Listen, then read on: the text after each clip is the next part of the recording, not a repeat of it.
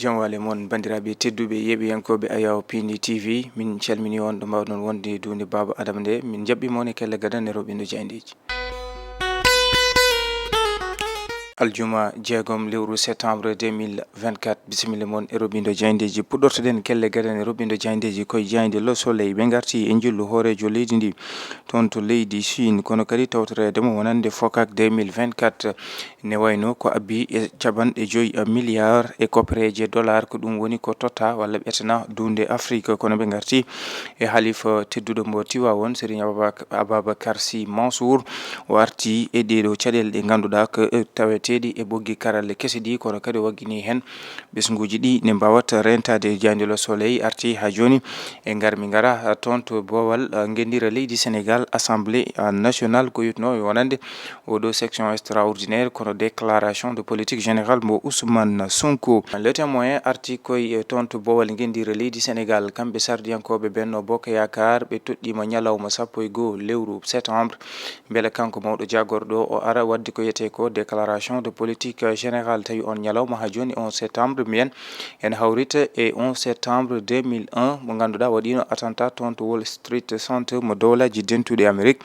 e yiide jayde Le Témoin o saaha kay Ousmane Sonko nana e peeje beele tigui wasde wadde on déclaration de politique générale jayde Le Témoin arti hen ƴeewen jayde Le Quotidien ɓe garti koye nom de code Cheikh Oumar Diagne ɓe garti koye omo ganduɗa que directeur des moyens généraux de la présidence de la République kanko Cheikh Oumar Diagne oɗo saaha de ne wayno o haala ka ganduɗa o haali ɗum tawi ko yande e ɗiɗo tarikaji tarikh tijani kamɓe muriɗen ɗum ɗo de addi filñitere mawde kono kadi addi wonande a mette ɓeɗo mo ganduɗa ko almuɓe tijaniyankoɓe kamɓe muriteɓe ɗum saabini wonande plainte uji ɗiɓe porti fewde omo ganduɗa ko kañum woni directeur des moyens généraux de la présidence de la République Cheikh Oumar Diagne kono kadi ɓen ɓe ganduɗa ko almuɓe ɓe Touba kolliti wonande ma mbat ko yete ko seppo aljuma hande o beele hollidde mette mumen e ɗiɗo haalulaji ɗi ganduɗa ko kamtorindi kanko Cheikh Oumar Diagne o haali ɗum jande Le Quotidien arti hen yo en jayde Sud Quotidien la majorité fait le forcing ne wayno ɓen ɓe ganduɗa ko sardiyankoɓe Benno Bokk Yakar o sahade ne wayno ɓe ɓeydi taaɓe beele tigui ko yitno e wonande oɗo session extraordinaire ɗi ganduɗa ana nawa tawi kadi ene rippe toon to Bowal gendira leydi Sénégal kono ko ɓuuri ko harjinde to banggue mabɓe kamɓe sardiyankoɓe ɓe ko beele Ousmane Sonko ara waɗa ko yete ko déclaration de politique générale ha ɗum saabi nagga ñalawma 11 lewru septembre 2024 nduɗo nde o wawata yettade toon to Bowal gendira leydi Sénégal yiide Sud Quotidien ne wayno kamɓe majorité mbiyen ɓen ɓe ganduɗa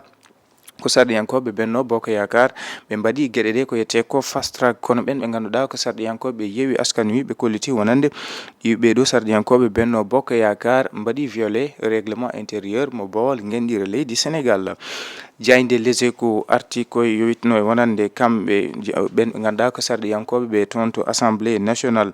garmi ngara hakkude kamɓe sardiyankoɓe ɓe omo ganduɗa ko mawɗo jagorde Ousmane Sonko ne wayno on ñalawma mo ganduɗa ko déclaration de politique makko général nanggama ñande 11 lewru septembre kono ɓen ɓe ganduɗa ko député ji Yewwi Askan Wi e gardugol mo ganduɗa ko Ayib Daffé ɓe kolliti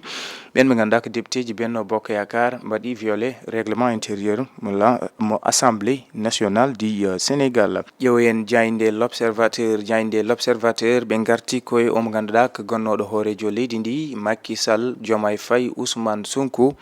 caggal nde teskono wonande haalulaji ndewino hakkude mabɓe to banggue wonande cañodiral nanodiral ɗum ɗo de ne wayno o saaha ne wayno ko ɓurata ko urde ko uuri ko hakkude mabɓe ne wayno ko ɗum koɓe mbiyata janfo trahison kono noon ɓe garti ɗum ɗon kam mataw wonno tan ko wawde ha joni nanodirde mbeɗe ni wona deƴal kono hande oɗo saaha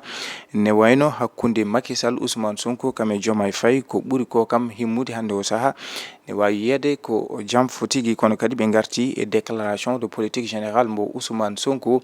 ɗum ɗon noon toɗɗa ko ñande 11 lewru septembre kono noon ne joga wonande sikkeji beele ɗum ma waw latade toon to Bowal gendira leydi Sénégal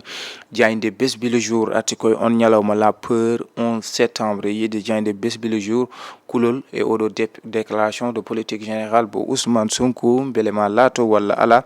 o yiide on ganduɗa ko kamɓe sarɗiyankoɓe Benno Bokk Yakar on ñalawma toɗɗama ñande 11 lewru septembre beele Ousmane Sonko wawa arde toon to Bawol gendira leydi Sénégal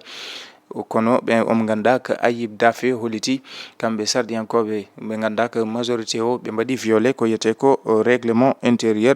mo leydi Bawol gendira leydi Sénégal mbiyen assemblée nationale. Jayde tribune ɓe garti ko yiide Diomaye livre Sonko au député kanko horejo leydi ndi Bassirou Diomaye Diakhar Faye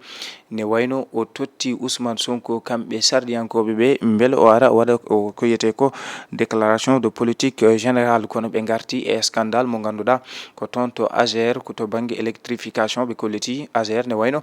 yoga e won marché ji ɗi ganduɗa ko ɓiɓɓe Sénégal naaɓe joyno ɗum ne wayno ɗum de ittama e juuɗe mabɓe totta ɗum marché mo ganduɗa ko ɓiɓɓe leydi Espagne. Jayde tribune arti hen ƴeewoyen jayde Rewmi quotidien déclaration de politique générale mbo Ousmane Sonko ɓe kolliti yiide Ousmane Sonko oɗo saaha de nanay peeje beele tigui wasa wadde on déclaration de politique générale kamɓe ɓe ganduɗa ko Rewmi quotidien ha joni e caɗele nden kay kisal toon to Pikine ne wayno ɓesguji Pikine naaɓe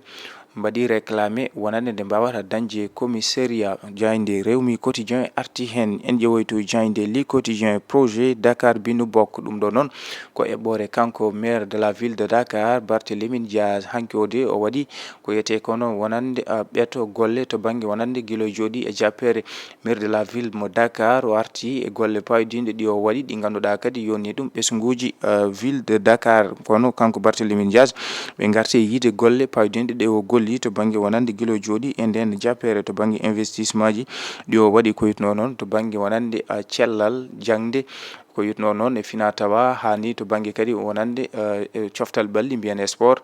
wondude e ko to banggue laabi kame kalluji ɗi ganduɗa kanko Barthélémy Dias hanki o de ne wayno o arti hen ƴeewen jayde coftal ɓalli record ɓe garti e wonande ko yitno e qualification CAN 2025 Sénégal hande o de ma hawru e leydi Burkina Faso ɗum ɗo noon waɗata ko ɗo e gendira leydi Sénégal toon to stade mo Abdoulaye Wade sanga waktuji mbiyen 19 kihide so yoni. Bandiraɓe tedduɓe yeɓoyankoɓe Ayaw Pindi TV ko ɗum woni ko min dobinno mon e kelle gadane roɓindo jaydeje subaka hande o